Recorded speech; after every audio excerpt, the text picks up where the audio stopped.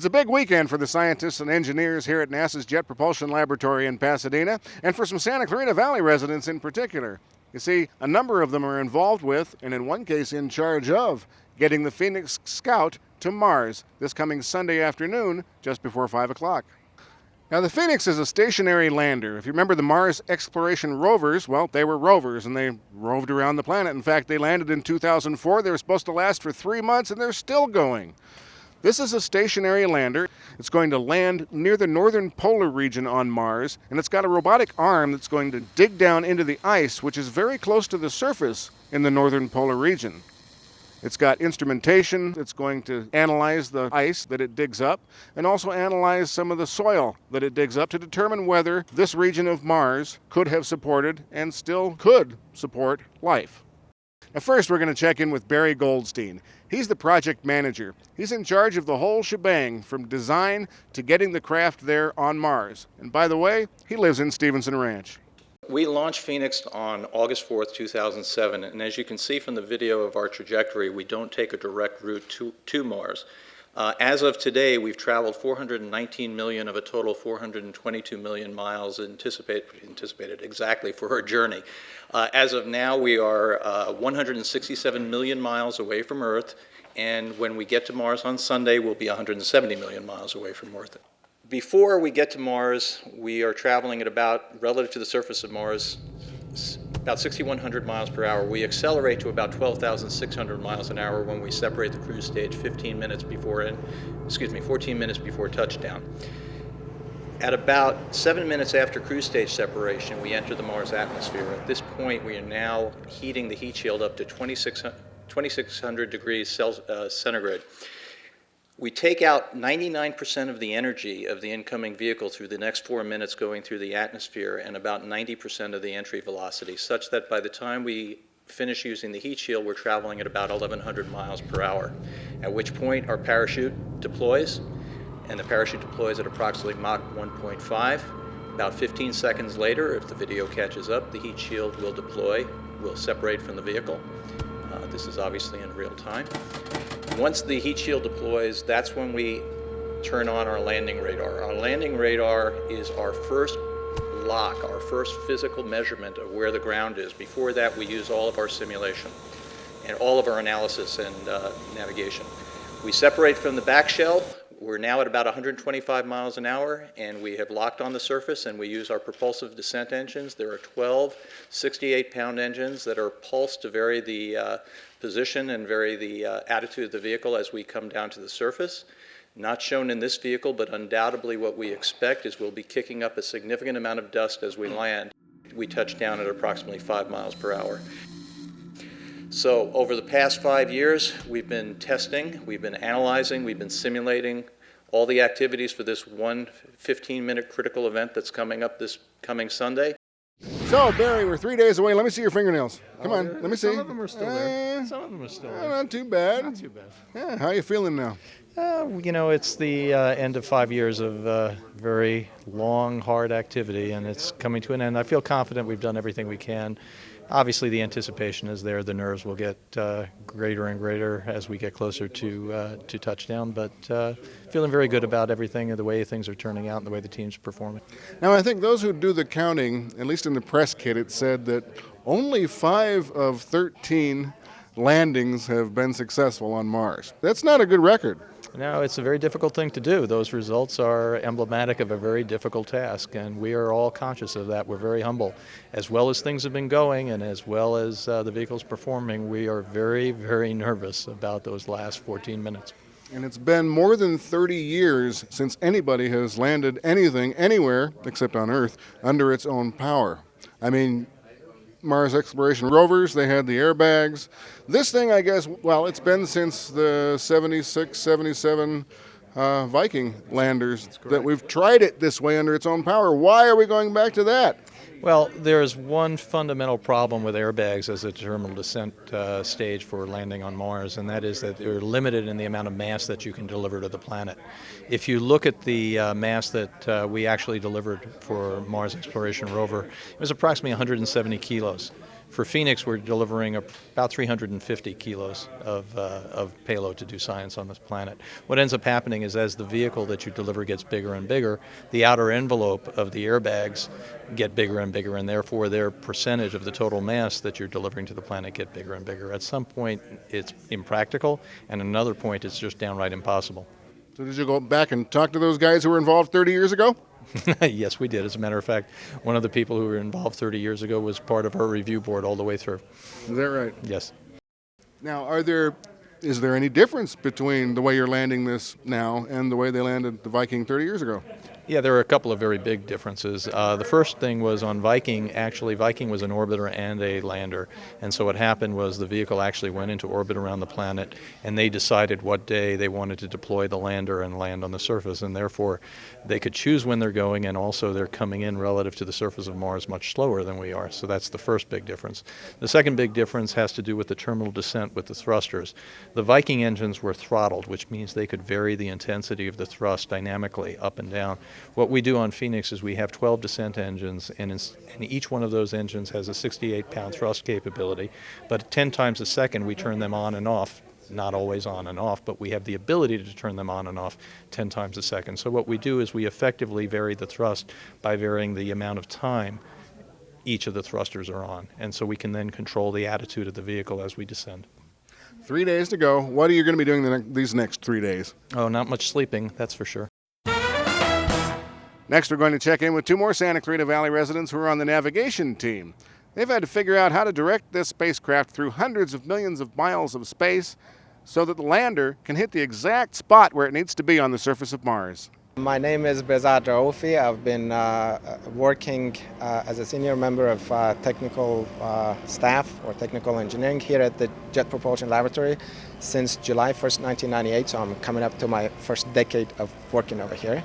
And we essentially do navigation. We design the mission ahead of time to perform a particular task. We say how much propellant the spacecraft has to have, how many times we have to make course corrections, what the launch vehicle has to target in order to get to our final destination. Great, and who are you and what's your role in all this? Yes, my name is Gene Bonfiglio. I'm a senior engineer also at the Jet Propulsion Laboratory, and I've been working here since 1999. And my job is to model the trajectory from the entry into the atmosphere down to the ground and work with the navigation team to make sure that we get to the right point on the ground. So tell me, how hard is it to pinpoint a little plot of dirt on Mars? For this mission, it's taken 4 years of planning before we even launched.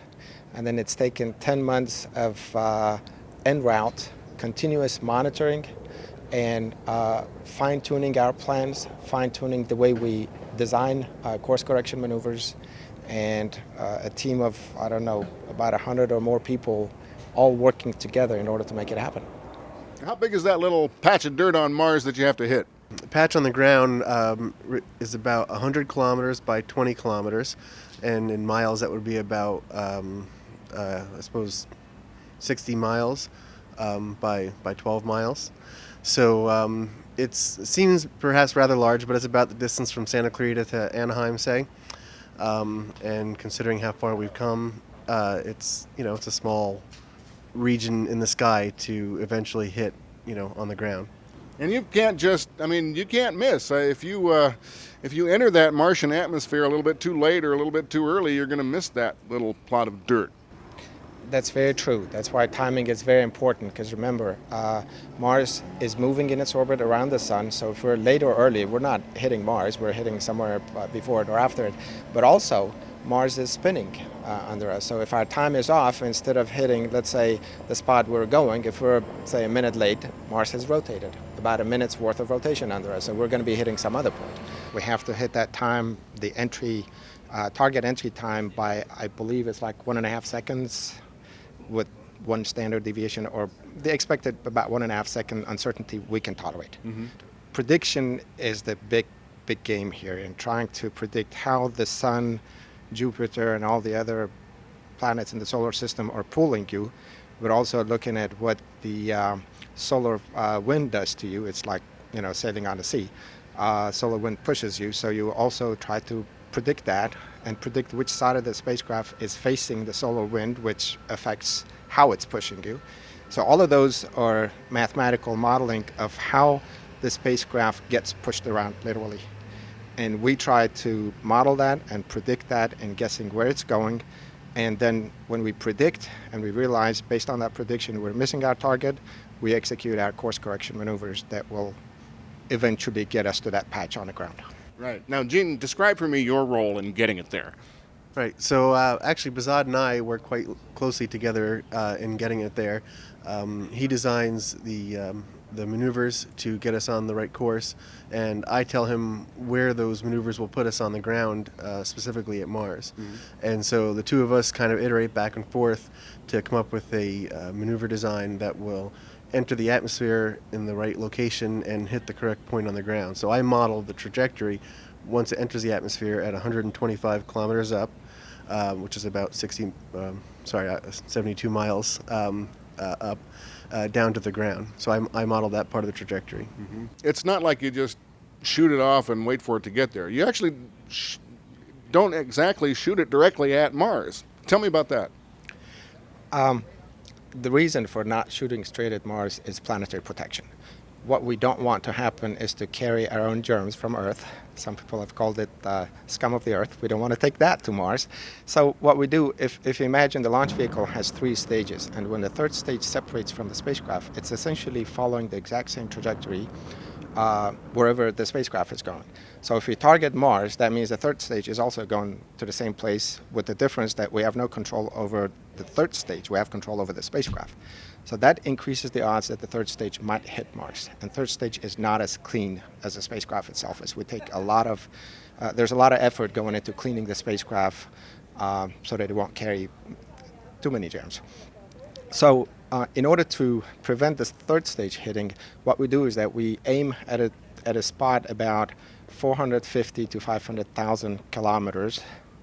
That would be about 300,000 miles away from Mars. So that's the path that the third stage is following. That's the first thing, because the launch vehicle has errors. So even though we pick that distance so that there's a probability of less than 10,000 that the third stage will hit Mars. Once we do that, within about 7 days to 10 days, we have to make a first big course correction on the spacecraft to take out that miss, or that missed target.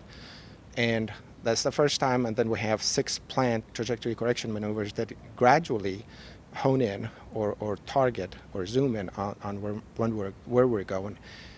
The first 2 maneuvers, trajectory correction maneuver 1 and 2 combined, take out the whole miss distance. And the rest of it from then on is just fine-tuning. That aiming.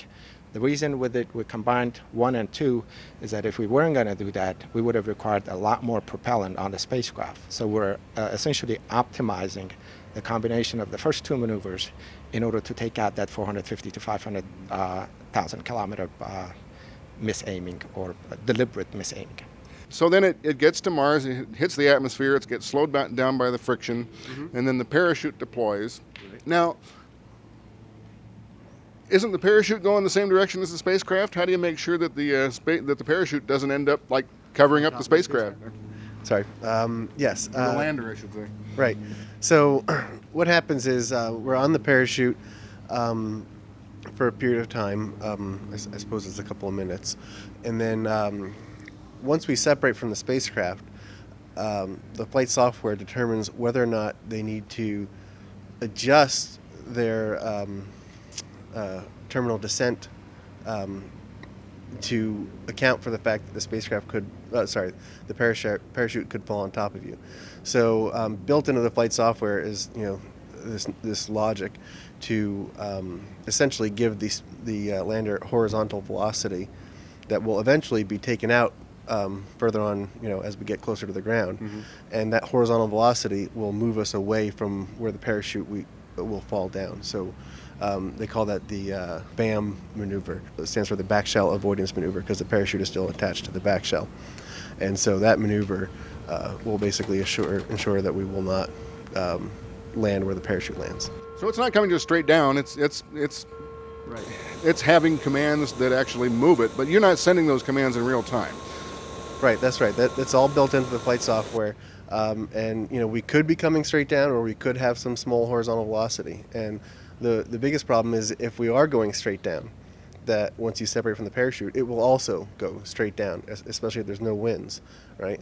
And so, for the most part, yeah, we're going straight down. But if the flight software determines that we're going too far straight down, then it has this extra horizontal velocity with the thrusters, and then as we get closer to the ground, it takes that horizontal velocity out, because we don't want to have any horizontal velocity when we touch down on the ground. We just want to have enough for a period of time that we can make sure we get away from the parachute and the back shell. And that's all part of this 7 minutes of terror.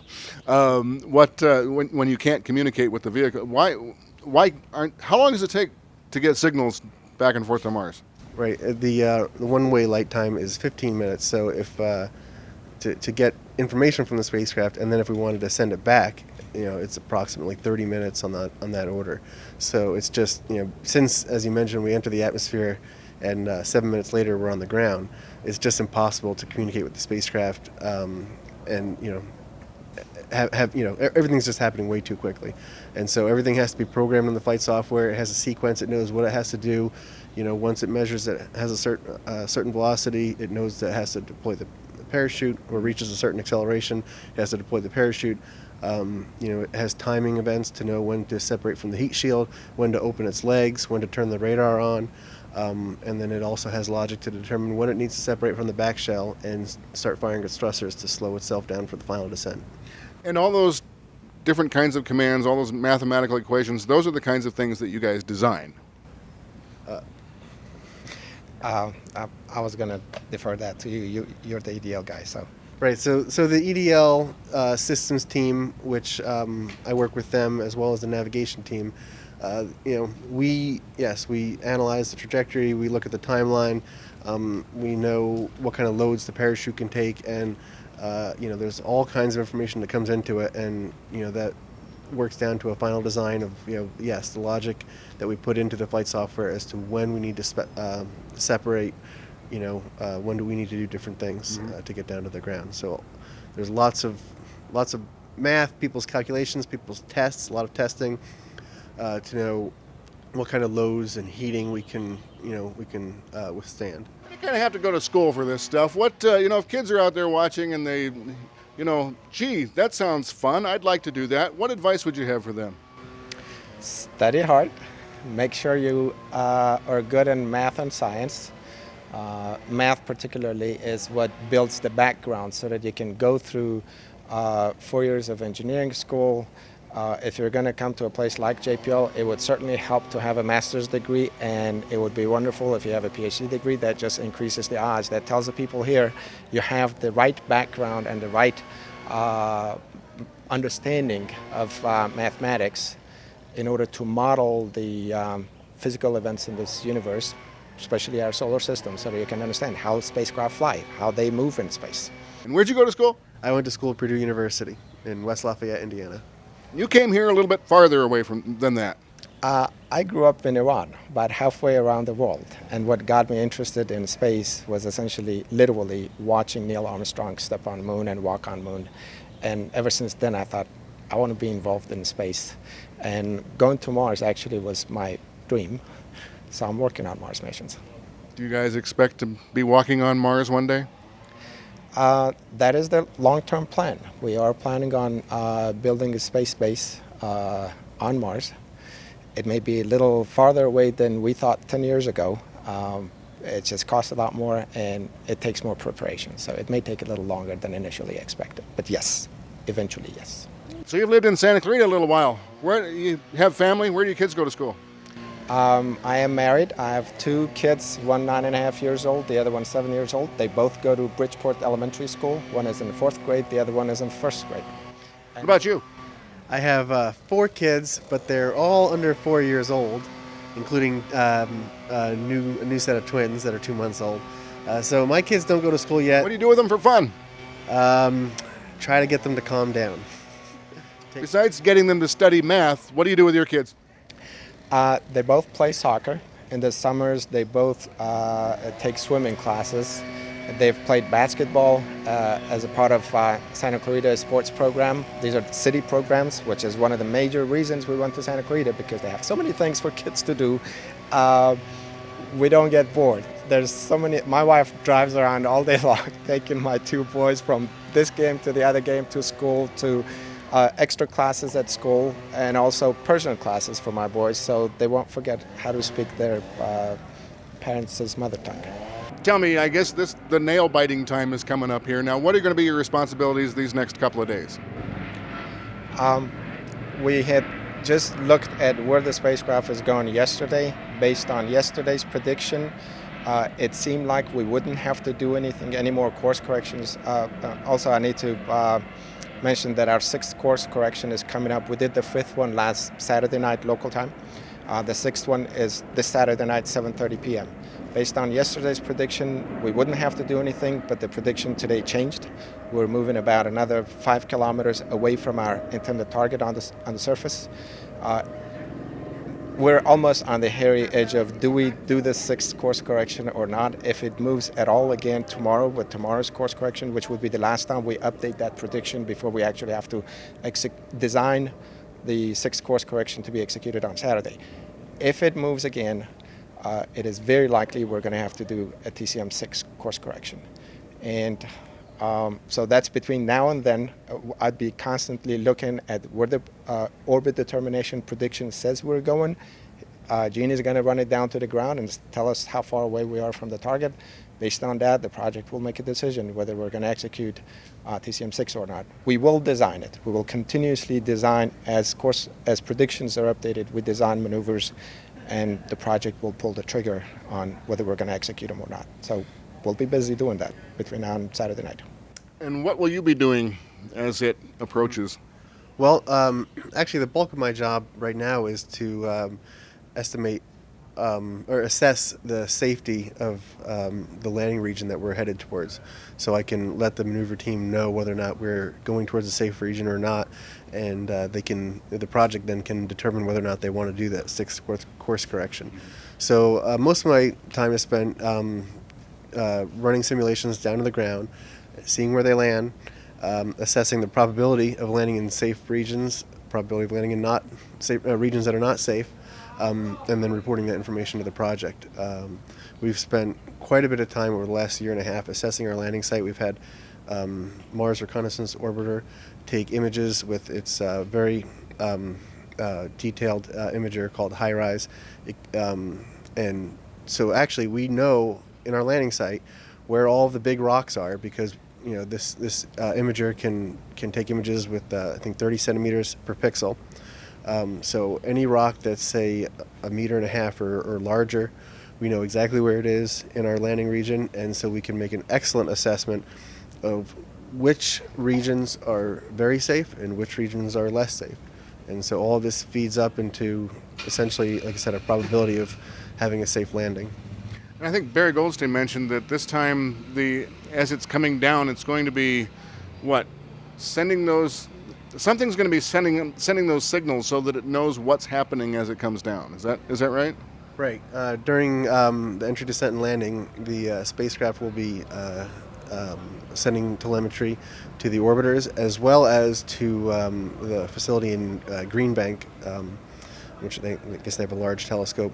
And so we'll be recording all that information, and I believe at some point Odyssey will start as well relaying some of that data back to our Mission Control Center. And so we'll get a real-time assessment if things go well. We'll get a real-time assessment of what's happening on that spacecraft and how things are going. And once it touches down a little before 5 o'clock on Sunday afternoon, then your job on the Phoenix is done, right? That is true. Do you know what your next assignment is going to be? I know I'm going to be supporting an Indian mission to the moon, Chandrayaan-1. So about 3 weeks after we're done with this one, I'm going to be switching over to do navigation support. And that's happening here at JPL? We're doing the backup. They are the prime mission. They're doing their own mission. They've done their mission design. They're going to do the navigation. However, this is the first time they're going farther than low Earth orbit. So obviously they sought our support. Mm-hmm. we've been doing this for the past 50 years or so. So they sought our support to make sure that we sort of, in a way, look over their shoulders to make sure that they're doing things that they should be doing. This will be a first for India. Is this, I mean, what other kind of partnerships like that are there that JPL has? I'm not involved in the other ones. However, I know we have cooperations with the European Space Agency. We've had navigation teams over here, what we call shadow navigation, that we essentially do or in parallel do what they do just to make sure that our results are in agreement with theirs. I don't know specifically which missions. Other cooperations that I actually worked on 10 years ago before coming here at the University of Texas, the TOPEX spacecraft, which measured the sea surface height with an accuracy of 2.5 centimeters, that was in cooperation with the French Space Agency. And I guess actually you're working with Canada right now because the Canadian Space Agency has a meteorological lab on this thing. Spacecraft, that is correct. I wanted to take one step back to your previous question. As far as course corrections are concerned, comparing to the Mars Polar Lander, one of the issues was that we don't know exactly what happened because we weren't talking to Earth while going through the atmospheric flight part. That's why we have, or JPL has made it a requirement that we should be in contact with Earth either directly or through other spacecraft to make sure if, God forbid, something goes wrong, that we will know when it happened and what happened. The other one is that it goes back to Mars Climate Orbiter because towards the, I don't know how close to Mars entry, we found out that we were off course, but we were not prepared to do course corrections. As a result of that, the sixth course correction is only 21 hours before entry. However, we have a contingency plan for what we call TCM-6X, which is a contingency to TCM-6, and that's only 8 hours out. So if we find out that we're off course 8 hours before we enter, or a few hours before 8 hours before we enter, we have the plan and the built-in designs of 25 different maneuvers that will take us from anywhere within even, I forget what the distance is on the ground, probably several hundred, 3 or 4 or 5 3, 4, that those plans, we call those the canned maneuvers. They've been designed, they've been tested, they're sitting on a shelf. If the orbit determination prediction within those first last 12 hours or so says that we're off course, we can pull one of those off the shelf and tell the spacecraft this is the one we're going to execute and make a very final, very late course correction. But you've got one shot. It's not like you can, oh, we missed that one, so we're going to orbit around the planet and come back and try it again. That is true. We missed that TCM-6X final shot, but keep in mind that's the 6 planned maneuvers and 2 contingency maneuvers. That's 8 maneuvers. We believe that we have it covered. Well, thank you for joining us. To learn more about what your neighbors in the Santa Clarita Valley are doing here at NASA's Jet Propulsion Laboratory in Pasadena, go to the internet and type in scvtv.com.